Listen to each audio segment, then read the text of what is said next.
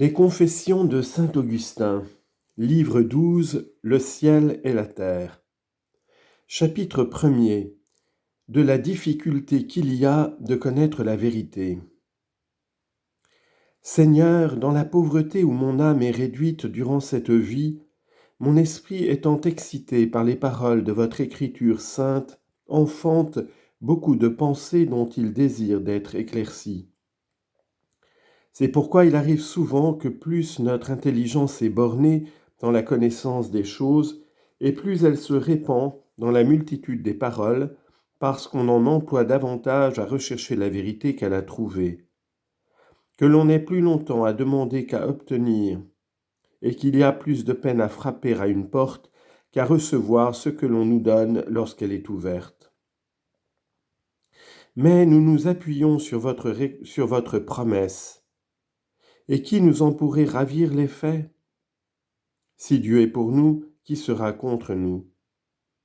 Nous savons que vous avez dit, demandez et vous recevrez, cherchez et vous trouverez, frappez à la porte et elle vous sera ouverte. Car celui qui demande reçoit, celui qui cherche trouve, et on ouvre à celui qui frappe.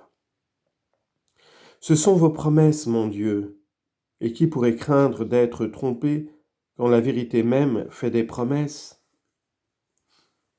Chapitre 2. Qu'il y a deux sortes de cieux, l'un corporel et l'autre spirituel. Ma langue confesse humblement à votre haute majesté que vous avez créé le ciel et la terre. J'entends ce ciel que mes yeux voient au-dessus de moi, et cette terre sur laquelle marchent mes pieds, et de laquelle a été tiré le limon dont mon corps a été formé. C'est vous sans doute qui avez créé et ce ciel et cette terre. Mais mon Dieu, où est ce ciel du ciel dont le prophète nous parle lorsqu'il nous dit dans le psaume « Le Seigneur s'est réservé le ciel du ciel et a donné la terre en partage aux enfants des hommes » Où est, dis-je, ce ciel qui ne se voit point et en comparaison duquel tout ce qui se voit n'est que de la terre? Car toute cette masse corporelle que nous voyons n'a pas une égale beauté dans toutes ses parties, et principalement dans les plus basses, comme est notre terre. Mais le ciel même qui couvre cette terre que nous habitons ne peut passer que pour une terre au regard de ce ciel du ciel. Et l'on peut dire avec vérité que ces deux grands corps de la nature, le ciel et la terre, ne sont que terre si on les compare à cet autre ciel que je ne sais comment exprimer, qui appartient seulement à Dieu et non point aux enfants des hommes. Chapitre 3 des ténèbres qui étaient répandues sur la face de l'abîme. Mais il est dit que cette terre était invisible, déserte et informe, et qu'il y avait comme une espèce de profond abîme sur lequel il ne reluisait aucune lumière, parce que tout cela n'avait encore aucune beauté. Et c'est pourquoi vous avez fait écrire à Moïse que les ténèbres étaient répandues sur la face de l'abîme. Or, que sont les ténèbres, sinon l'absence de la lumière? Et ainsi, comme si la lumière eût dès lors été, elle n'eût pu être que répandue sur les choses qui auraient été éclairées par elle, ce que l'Écriture dit, que les ténèbres étaient répandues sur la face de l'abîme, ne signifie autre chose sinon qu'il n'y avait point de lumière.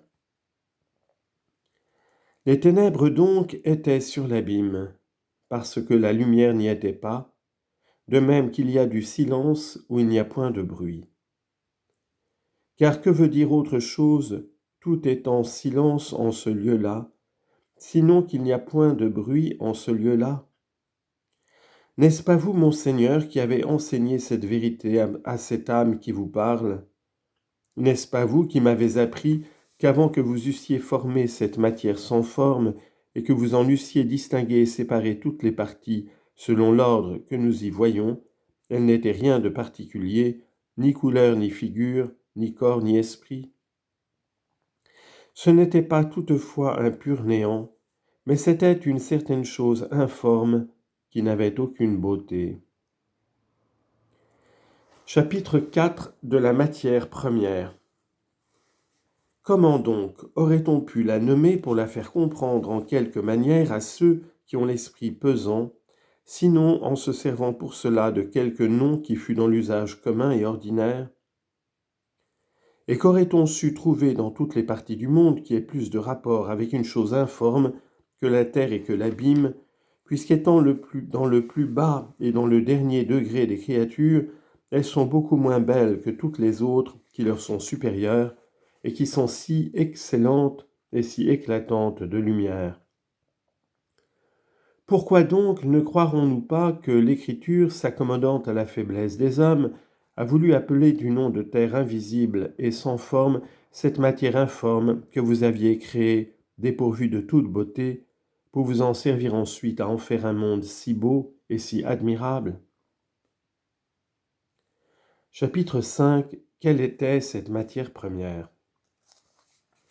Lorsque notre pensée, notre imagination s'efforcent de rechercher ce que nos sens peuvent comprendre sur le sujet de cette terre invisible et sans aucune forme, et que nous nous disons à nous-mêmes, ce n'est pas une forme intelligible et spirituelle comme est la vie et comme est la justice considérée dans leur source qui est Dieu même, puisque c'est la matière dont les corps ont été formés, et ce n'est pas non plus une chose qui soit sensible, puisqu'on ne saurait rien apercevoir ni remarquer en ce qui est invisible et sans nulle forme.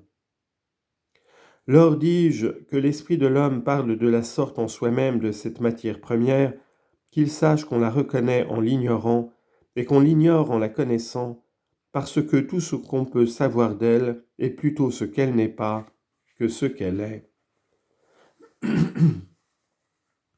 Chapitre 6. Erreur des manichéens touchant la matière première et comment il faut la concevoir. Seigneur, s'il faut que ma langue et ma plume vous confessent tout ce que vous m'avez appris sur le sujet de cette matière première, j'avoue qu'en entendant autrefois nommer ce nom par ceux qui m'en parlaient sans n'y rien comprendre, et n'y comprenaient rien non plus qu'eux, je me l'imaginais avec un nombre infini de formes diverses. Et ainsi, l'imagination que j'en avais était très fausse. Mon esprit roulait et se représentait en lui-même des figures et des formes hideuses, horribles et confuses, mais qui ne laissaient pas d'être des figures et des formes. Et je nommais néanmoins cette matière informe, non parce que je crusse qu'elle n'eût aucune forme, mais parce que je pensais qu'elle en eût de si extraordinaire et de si étrange, qu'il se fût présenté devant moi quelque chose de semblable, mes yeux en auraient eu horreur, et la faiblesse qui est naturelle aux hommes aurait fait que je ne l'aurais pu voir sans trouble. Ainsi, ce que je m'imaginais de la sorte n'était pas tant informe par la privation de toutes sortes de formes et de beauté, que par la comparaison que j'en faisais avec des choses plus belles et plus agréables. Cependant, ma raison me faisait bien voir que si je voulais m'imaginer une chose entièrement informe, je devais la considérer comme dénuée de tout ce qui a la moindre apparence et la moindre trace de quelque forme que ce soit.